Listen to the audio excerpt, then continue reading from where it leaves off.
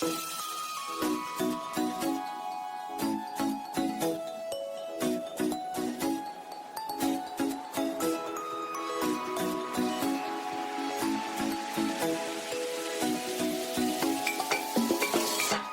is the Fierce Heart Alliance, featuring the Harmonic Virtues, a self-reflective practice to understand virtues based on the laws of the universe, ancient teachings, and channeled wisdom. We can apply these virtues to everyday life to fully participate in our personal evolution by cultivating resiliency, purpose, and harmony through self-awareness and self-stewardship. Hi, I'm Summer Sophia Moon, and I've come here to heal myself and chew bubblegum, and I'm all out of bubblegum. So join me and my special guests as we share and learn how to love ourselves fiercely through self-care, explore the wisdom of the harmonic virtues, and grow our conscious community together. By listening, you are now a fierce heart too. Welcome to the Fierce Heart Alliance.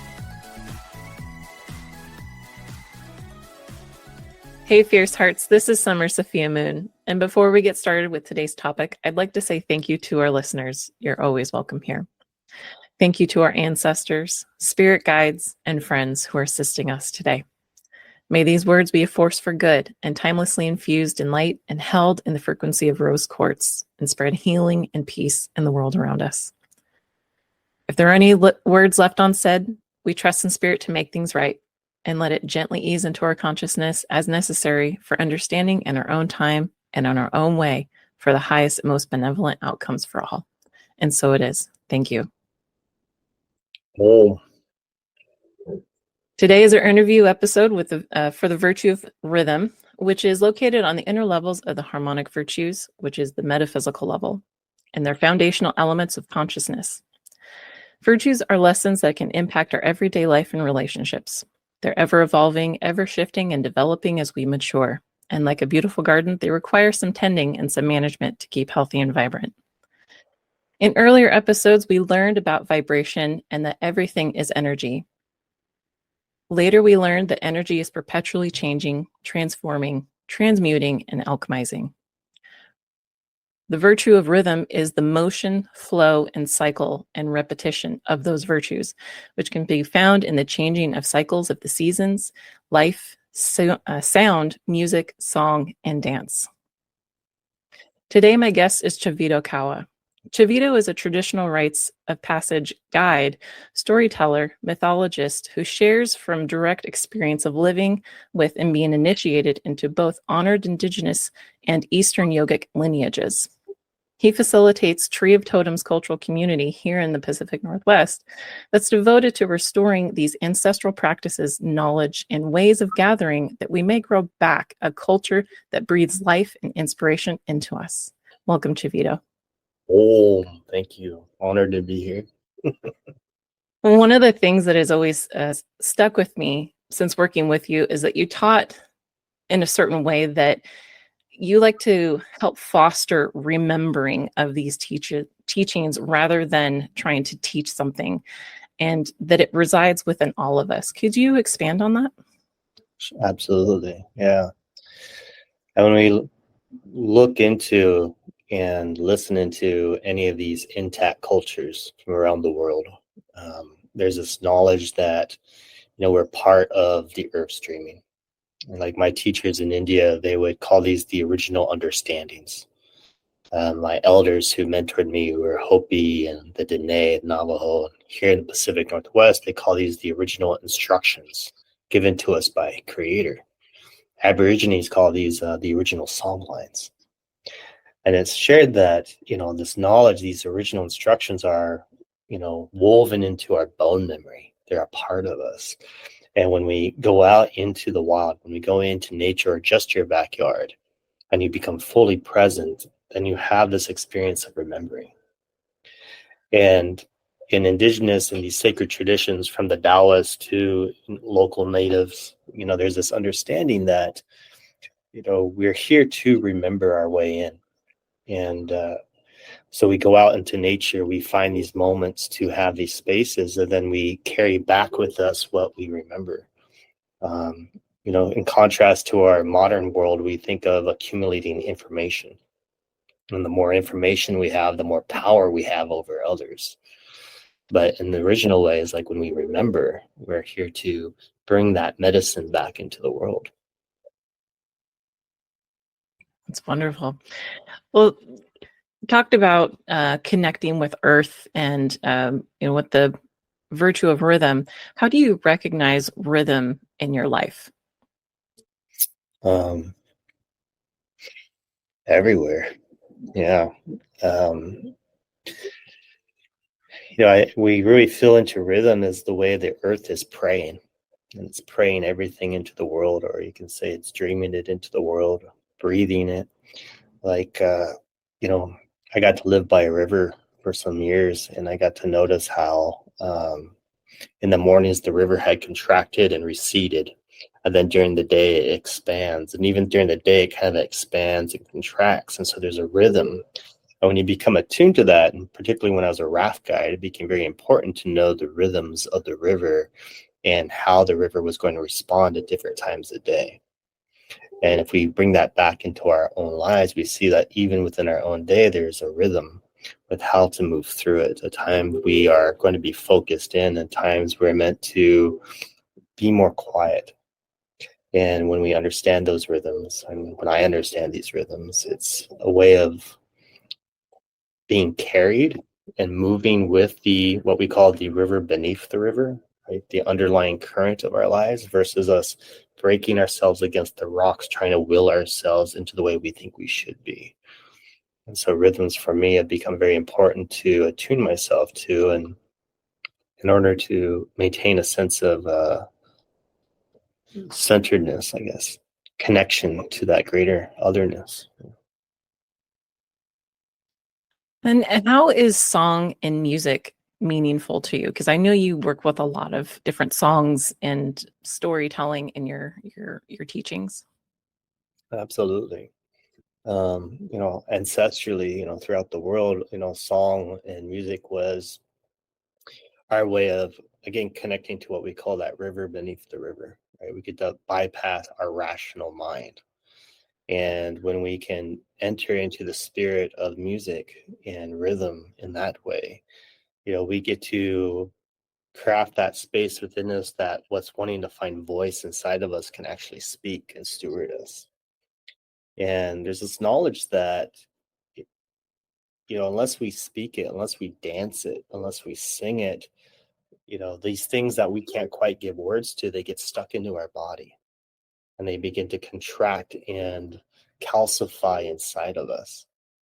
And like throughout the world, like drumming and dancing and moving on a regular basis, like weekly, it was a way for grief tending. It was a way of retapping into your dreaming, retapping into the power of your ability to dream into the world. And so music has become such an important aspect of maintaining a sense of connection with that deeper rhythm of our own lives and that hidden medicine and power that's inside of us. That's wonderful. And so the rhythm that's inside of us, can you speak to more about the personal hoop cycle, but then also the hoop cycle, or excuse me, the sacred hoop in general? Absolutely. What's one of those original understandings is that we're an extension of nature. And so we are a part of nature's rhythm. We're a part of nature's breathing. And we each have a personal hoop cycle, which in Ayurveda we call it the trigunas. And it is this rhythm for people, usually about every month and a half to 2 months, where there is a spirit of we get to expand. And as we expand, we come into new inspiration and creativity. We have clarity of vision. And then there's a period where we like, oh, I have all this vision. Now I want to act on it. And so we begin to act on it and we start to channel that energy. And eventually that energy putters out and we collapse down. So we are descending down into what's called tamas. And that's a time of inertia. And it's a time for being quiet. It's a time for letting all that we just move through. Because as you begin to act on your vision, every day that you're acting, you're part of that conversation with that vision. You're part of moving with that vision, and so you're being changed. And so as you're being changed, then you have to like contract back down, just like the winter expands into summer. and it gives out all these new seeds and all these new bloomings, and then it contracts back down in. Same too, when we contract down, we are helping to germinate the new dreaming seeds inside of us that are ready to take up residency within us, because we've now become ripe enough to grow into that next paradigm of self. And so we have these rhythms, personal rhythms, that are actually happening every month and a half, 2 months. It's different. And during different times of our lives, they might be a little bit longer or shorter, you know. And so, like the seasons, again, there's the contracting time of the winter time. Indigenous cultures, that's like coming into the dreaming den of bear, the cosmic womb. And traditionally, that's when we would gather around the fire as a people, and we would listen into the stories, and we would drum, and we would sing and process all that happened the previous year, and so that it can become useful for us now in order how to be dreamt into the next year. Yeah. I notice mine with my menstrual cycle. Mm, And so I've come to realize that when I'm in my luteal cycle, that's more of Thomas. mm, And then the moving from follicular to luteal is the Rajas for me. And mhm. then when I finally start with my follicular, I'm just like, I'm at Cypher, let's go. But Right, noticing that cycle for me, and like you said, it's about, it's 28, 30 days of a cycle. right. And so that ebb and that flow, and to work with it rather than against it, because I would start an exercise routine and I would try and go hard, and then I would peter out, and then I would get hard on myself and Hmm. wonder why I can't keep up with this. But really, I just have needed to work with it and recognizing every day, okay, how do I feel like this? Okay, I have the energy, I'm going to do it. And then, if I'm okay, I'm not feeling so energetic, okay, maybe I'll sleep in, okay, maybe I'll just go for a walk, and just recognizing where I'm at every single day. And then if you chart that, seeing, Mm, okay, there's this ebb and this flow, this cycle of energy, and needing to rest and restore. yes, absolutely. Yeah, the thing that most people do is, like, we're so conditioned to be in a state of expanding, Mm, supposed to be in a state of affluence. And so we'll get this inspiration to start a new program or a new exercise routine or whatever that is. But eventually we peter out. They're like, wow, what happened to all that motivation? I just failed myself again. And this is self-defeating loop, right? yeah. And one of the works that we do, Chivito, is about breaking spells, right? And Martin Shaw, fellow mythologist, he shares, bad storytelling casts spells, right? And so we have all this bad storytelling that we'd be given, these stories that we're supposed to be expanding, right? We're always supposed to be in a state of affluence. And he also shares good storytelling, or we might say the original storytelling, breaks spells. Mm, And part of that original storytelling is like, hey, we're part of nature. And so there is the coming within time.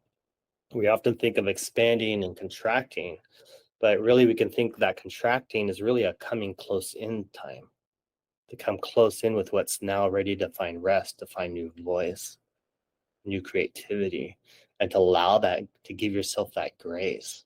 It's such a beautiful thing. hmm Well, do you have any suggestions, or how can you relate self-care to the virtue of rhythm? Yes. Self-care, we often think of self-care as this element of, health programs and getting a massage regularly or all these things, and that's all part of it. But really, you might recognize that all of those things we do is really just to help you arrive into a place of presence, Mm, to simply rest with where you are right now within the rhythms of life. And if you are able to craft a rhythm, like a mindset of how do you continually connect in within your day throughout all these different rhythms of life, right? When you're, expanding and you're excited to work, or when you're feeling contracted and you're just like, I just need to go into the dark depths of myself. If you find those moments of just being able to be present, I mean, that's really the ultimate self-care. Like all meditations, all these other things are just to help you maintain, to find that rhythm, that one song line that you are a part of. Yeah. That's part of what the harmonic virtues is about as well, is taking all of these teachings and what is the very basis of what it's trying to teach. And to your point, self-awareness. It's in a Hmm. lot of different key aspects of it. Absolutely. Absolutely.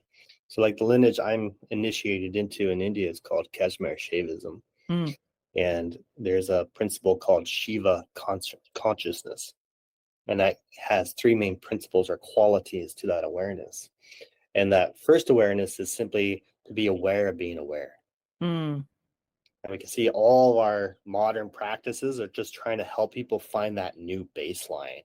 Can I be aware of being aware here? And the second principle is once you can be aware of being aware right here, then you can be a co-participant in the theater. Like I'm awake of being in the theater of life. This is the role I'm playing. This is how I'm engaging with the world. You bring intention into that space. And once you can do that, you enter that third state, which is being a co-dreamer. It's recognizing life is a dream. It is a theater. And when you can become aware that suddenly just a single thought is really manifesting, it's shape-shifting your relationship because that's involving what energy you're interacting with the world. So the world is always responding to how and where you are. And so by understanding your own rhythm and being able to craft that space to arrive into a place of presence, then suddenly the world can respond to you from that space. Yeah.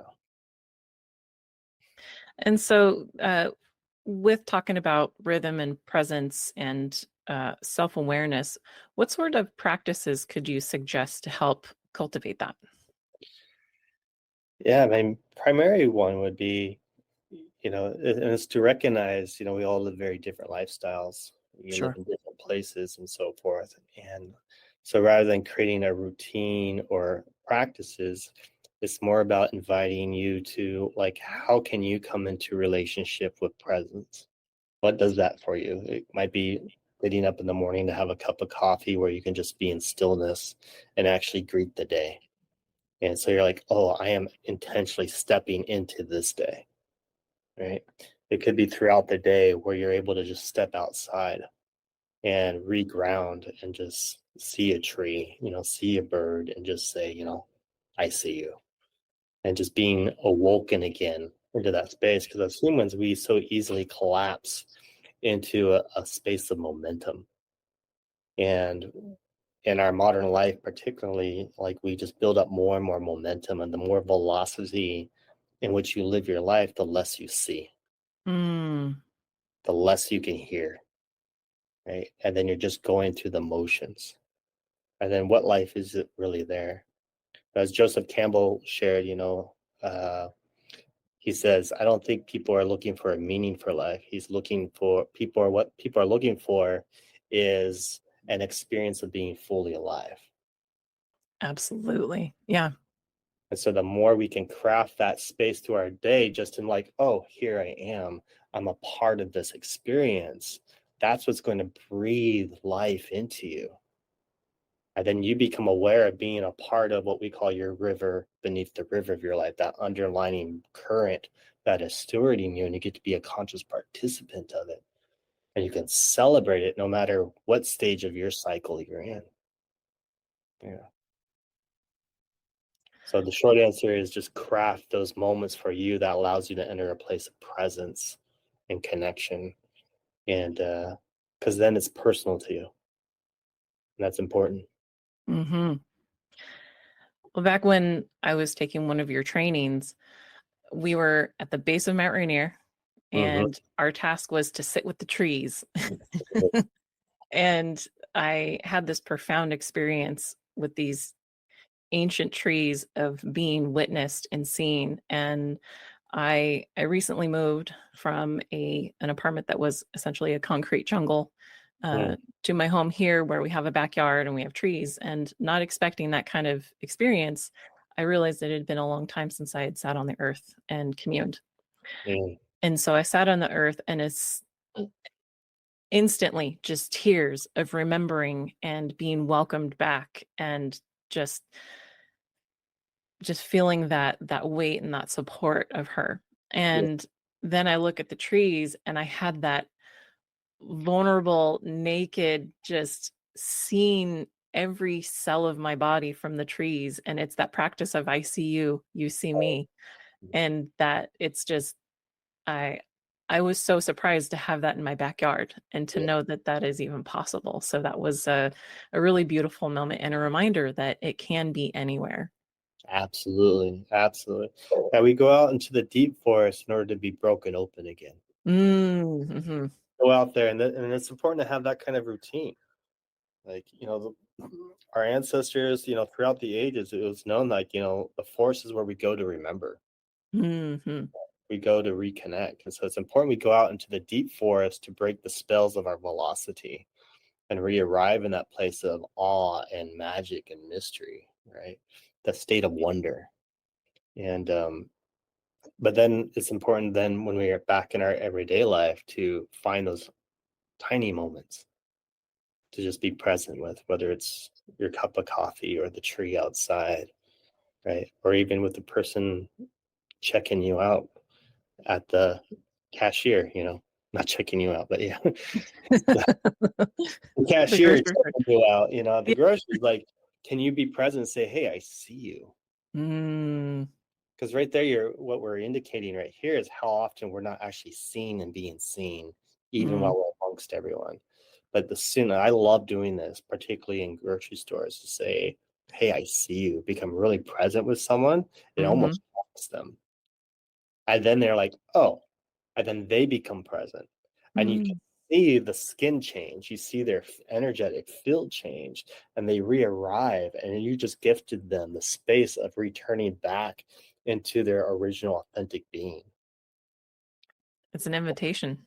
It is. So the more we can do that with each other, right? It doesn't even have to be a tree, right? Mm-hmm, And the more we can do that with each other, that's going to be huge.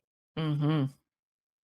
It can be kind of vulnerable as well, Hmm. but that can also be a power, a It's strength. definitely vulnerability is the power of authenticity. How much Mm-hmm. we're craving and hungering for authenticity, particularly in fellow humans.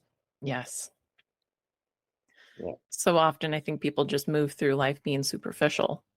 Hmm. And that's how I felt for a vast majority of my life. And then when I came into teachings like this and getting into like more of what calls to my heart, that's where the depth comes from. Absolutely. And that my cup was just empty Yeah. when I started that. And so, yeah, that authenticity, that's real. That's what fills up the cup for sure. Yeah. And the Yeah. reason why so many are on the superficial levels because they don't feel safe. Right.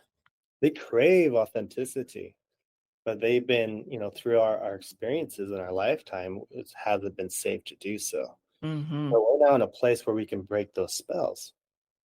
And when we are saying, hey, I see you, there's no judgment there. They're like, hey, I see you. I'm like, oh, yeah, you're having a hard time. Yeah, I am too. Mm-hmm. Right. I Yeah. didn't want to wake up this morning or something or whatever it is, but you bring in that authenticity, you give people permission Mm-hmm. to honor that which is true to them and it can become beautiful. Yeah.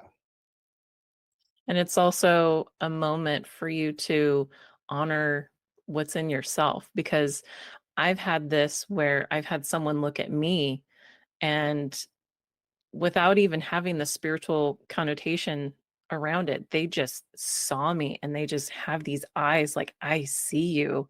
Yeah. And then I'm like, oh, oh, okay. Yes, okay, okay. See Yes. me, you Yes. know? Yeah. In our circles, if you recall, the way we always begin is we do around in our circles, or when we're doing our private sessions, we begin with sharing something we have grief, Mm, we have of gratitude, and how much the grief and gratitude have become intertwined, like they're so tied together. But it gives us a space to be seen, right? For that authenticity of the rich textural layers of life that we are actually in. mhm, And so often we think we just need to give the gratitude, but there's really no gratitude without the grief. mhm, And so, yeah, when we can bring that into just a general conversation, it's magic. That's pure medicine. I call her becoming like an undercover yogi or undercover mystic. Yeah. Just out there granting beingness to people and letting them have an experience, and it's beautiful. Hmm. You talked about getting into nature, and I think that that's one way to recognize the rhythm and the cycles Mm, of the seasons and yeah. just honor that. Yes. Yeah. Well, Chivito, do you have any more final thoughts on rhythm? Um, I think the only thought is an invitation to just pick up a drum, Hmm. whether it's a medicine hoop drum or a djembe, whatever it is, and find a rhythm. And, as you begin, you might want to start finding what the rhythm is, the rhythm you want to play. But eventually, as you continue to play, you're going to let that go and see the rhythm that actually wants to come through you. Hmm. And that practice alone it's a discipline of being a part of the conversation, right? Versus like, this is what I want to will in. And if you can do this practice of learning how to listen to the rhythm, suddenly you find you begin to do that in your relationships, Mm. in the movement of your day, in the movement of your life. And you're like, what is the rhythm of this day, of this moment, this conversation? And you come back into that relational way of being in the world. And when you can do that, then you're part of the rhythm and the energy that is present and alive right now. And you support that. And then you become that hollow bone through which spirit is singing through you. Mm. Yeah. Wonderful. Well, thank you so much, Chivito. Yeah. Om, thank you. It's been Hmm. awesome. Well, that's our episode for this week. Feel free to leave any comments you might have about your rhythms to keep the conversation going. Please like and subscribe. It helps this podcast more than you know. And you can follow the Fierce Heart Alliance on Facebook and Instagram for weekly inspiration. Next week is our integration episode for the virtue of vibration. Take care, Fierce Hearts. Till next time.